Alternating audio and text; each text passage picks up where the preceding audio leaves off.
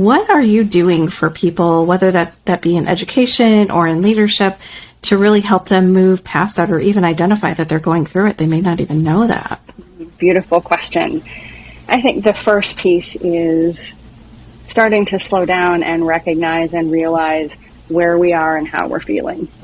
Because what's the tendency in so many professionals is to stay in motion, right? It's to just keep going and to keep moving from this thing to the next thing. And we sort of go from A to B to C to D. And when we start to slow down and look in that broader perspective around our lives and look at and ask ourselves powerful questions, is how I'm functioning sustainable? What is the toll that it's taking on myself, mind, body, and spirit?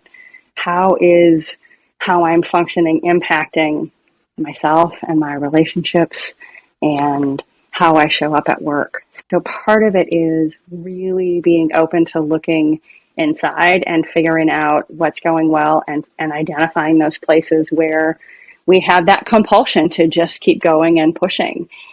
Part of the work that I do with all of my clients, both one-on-one and that I talk a lot about in workshops, is creating that sustainable foundation.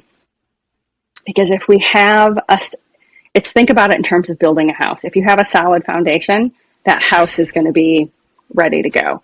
If you've built the foundation on sand and it is unstable, then you are running that risk on a daily basis of something tipping and something falling and not having solid footing. So part of it, and a big piece of the work, is creating that foundation. And we really look at that through establishing and kind of locking in health promoting activities of sleep and movement and nourishment and adventure and play and hydration, and our relationship with technology. That's the place where we start.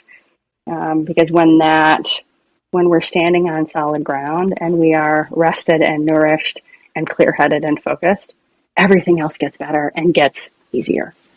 So I love that you're helping them. I think sometimes a metaphor helps, right? If you can see and think about a house, you wouldn't want to be living on something that's going to fall out from under you at any point. Yeah. The other thing that came up for me when you were talking about that is that people have a choice as to whether or not they do keep busy, yes. Right? But I think that they don't realize that because society or culture or their family, may have influenced them and gives them beliefs that you have to work really hard, which is part of what I talk about in the book. Working really hard is great. Mm-hmm. Not saying don't work hard. Right. Not saying just don't do it so much that you kill yourself. And don't do it so much that you're not sharing what you're doing. Absolutely. I think another important piece to really look at is truthfully a lot of that programming that comes into us at a very early age, right? What were the messages early in life that you got about work and about rest and about play?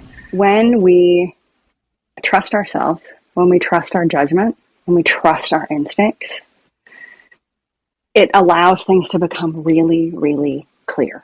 And all of the noise quiets. And all of the things that are swirling around us soften and slow down. And I think part of it is that's the pathway to being more visible, right? When we trust ourselves and when we're not worried about if someone disagrees with us, or if someone is really pretty strong in their disagreement with us, or if somebody thinks we're a little bit off base or thinks that we've lost our mind a little bit, and why would we say that? When that doesn't drive our decisions, when that comes from our internal compass and truly trusting who we are and what we're about and what our intentions are, everything else gets easier.